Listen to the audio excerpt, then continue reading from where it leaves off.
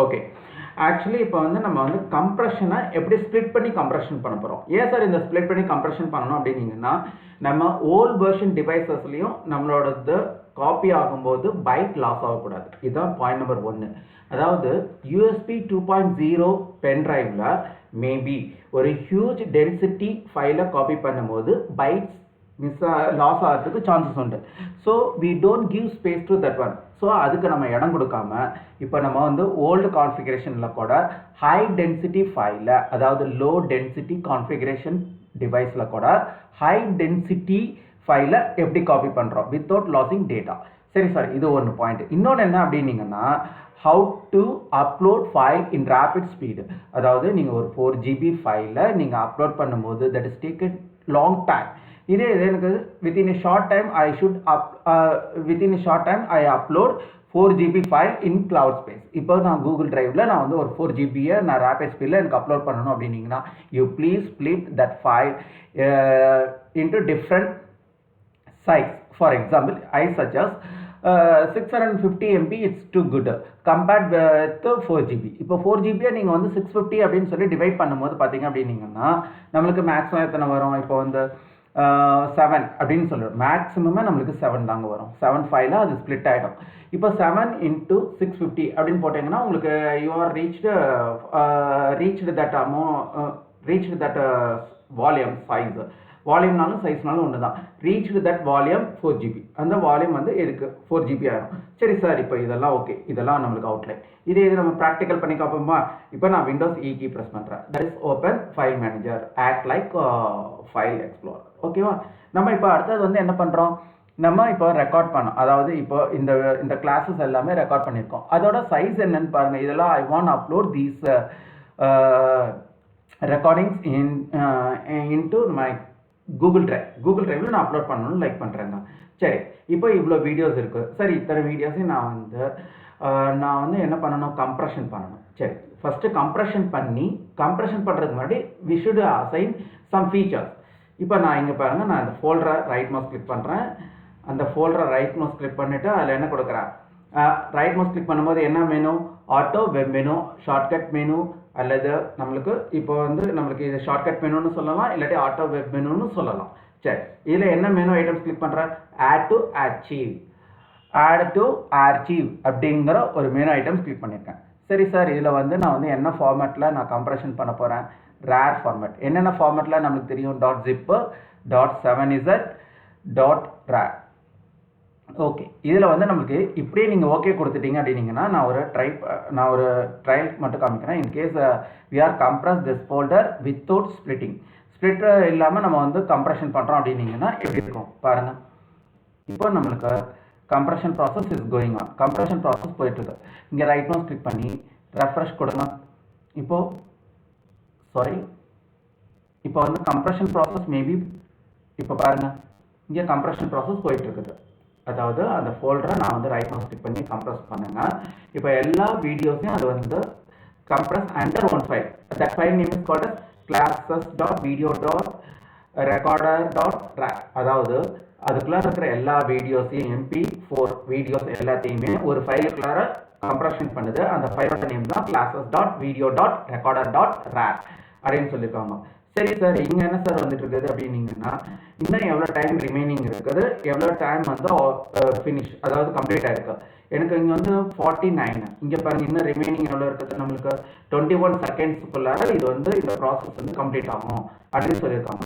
Okay, we should wait up to that. அந்த time வரைக்கும் நம்ம வந்து கொஞ்சம் வெயிட் பண்ணிட்டுருக்கோம்.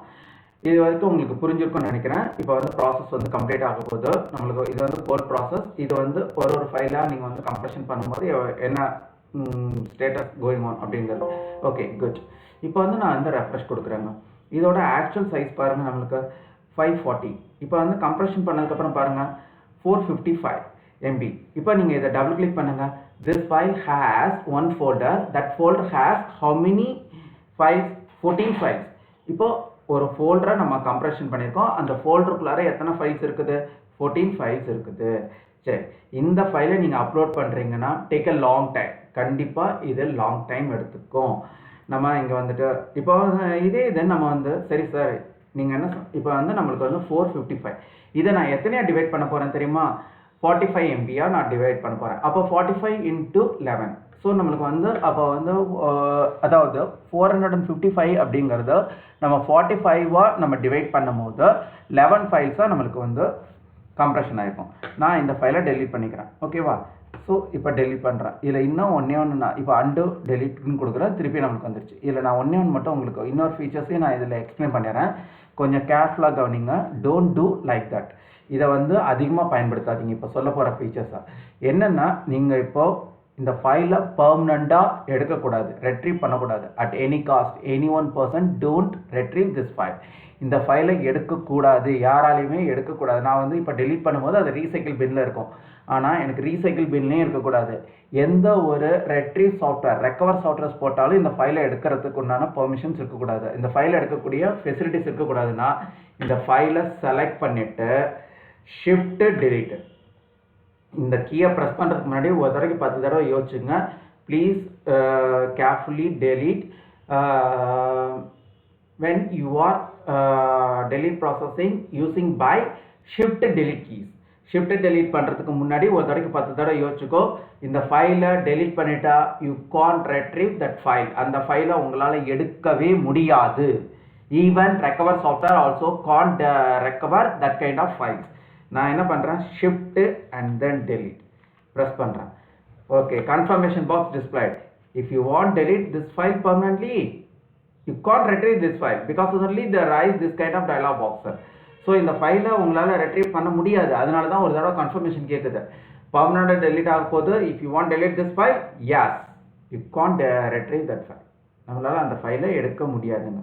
இப்போது நான் வந்து ரீடு delete அப்படின்னு கொடுக்குறேன். அப்படின்னீங்கன்னா இங்கே பாருங்கள், நம்மளால் ட்ரை அகெயின் அப்படின்னு தான் வருமே தவிர நம்மளால் அந்த ஃபைலை எடுக்கவே முடியாது அட் எனி காஸ்ட். ஸோ நம்ம வந்து அந்த ஷிஃப்ட் டெலீட் கொடுக்கும்போது மட்டும் கொஞ்சம் கேர்ஃபுல்லாக கொடுங்க. ஓகேவா? ஸோ இப்போ வந்து நம்ம என்ன பண்ணுறோம் அப்படின்னீங்கன்னா, டெலீட் கொடுத்தீங்க அப்படின்னீங்கன்னா நம்மளால் ரெக்கவர் பண்ண முடியும். ஆனால் ஷிஃப்ட் டெலீட் கொடுத்தா we can't recover that file at any cost.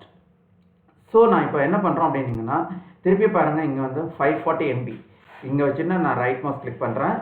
அதில் என்ன கொடுத்துருக்கோம் அப்படின்னீங்கன்னா, add to archive. Right mouse click பண்ணும்போது ஷார்ட்கட் மெனு டிஸ்பிளே ஆகும். அதில் நம்ம ஆட் டு ஆர்ச்சிவ் அப்படிங்கிற மெனு ஐட்டத்தை ப்ரெஸ் பண்ணியிருக்கோம். So this dialog box will appear. இதில் பாருங்கள், இங்கே என்ன கொடுத்துருக்காங்க, ஸ்ப்ளிட் டு வால்யூம் அப்படின்னு கொடுத்துருக்காங்க. இதில் நீங்கள் சூஸ் பண்ணிக்கோங்க. நீங்கள் எவ்வளோவா நீங்கள் ஸ்ப்ளிட் பண்ண விரும்புகிறீங்கன்னு. Sir I don't want choose these sizes, I want choose custom sizes. அதாவது கஸ்டம்னா நானாக ஒரு சைஸ் கொடுக்கணும்னு லைக் பண்ணுறேன் சார். 45 MB. இங்கே வந்து பாருங்கள், எம்பியா உங்களுக்கு டிவைட் பண்ணணுமா, இல்லை ஜிபியா டிவைட் பண்ணணுமா, இல்லை கேபியா, இல்லை பைட்ஸான்னு இருக்கும். Here I choose unit name is MB. எம்பியா நான் சூஸ் பண்ணியிருக்கேன். Okay, good. இப்போ எனக்கு 45 MBயா எனக்கு இந்த ஃபைல் வந்து எப்படி இருக்கணும், கம்ப்ரெஷன், அதாவது ஸ்ப்ளிட் பண்ணி கம்ப்ரெஷன் பண்ணியிருக்கணும். ஓகே, ஓகே பட்டன் ப்ரெஸ் பண்ணுறோம். Okay, process is going on. Carefully watch it out. இப்போ நம்மளுக்கு ஃபர்ஸ்ட் ஃபைல் வந்து கம்ப்ரெஷன் ஆகுது. இப்போ இதே மாதிரி நம்மளுக்கு 11 ஃபைல்ஸ் வந்துருக்கும் பாருங்க. இங்கே பார்த்தீங்களா, பார்ட் 2 அப்படின்னு சொல்லி வந்துருச்சு. So first file size is 45 MB. Second file and third file process is going on. That file size is also 45 MB. So நம்மளுக்கு வந்து இப்படிங்கிற போது நம்மளுக்கு ரேபிட் ஸ்பீடில் நம்மளுக்கு ஒர்க் ஆகும். இப்போ நம்மளுக்கு வந்து இன்னொன்று வந்து part 4 is also 45 MB. So how many parts will create a 11 parts, because 11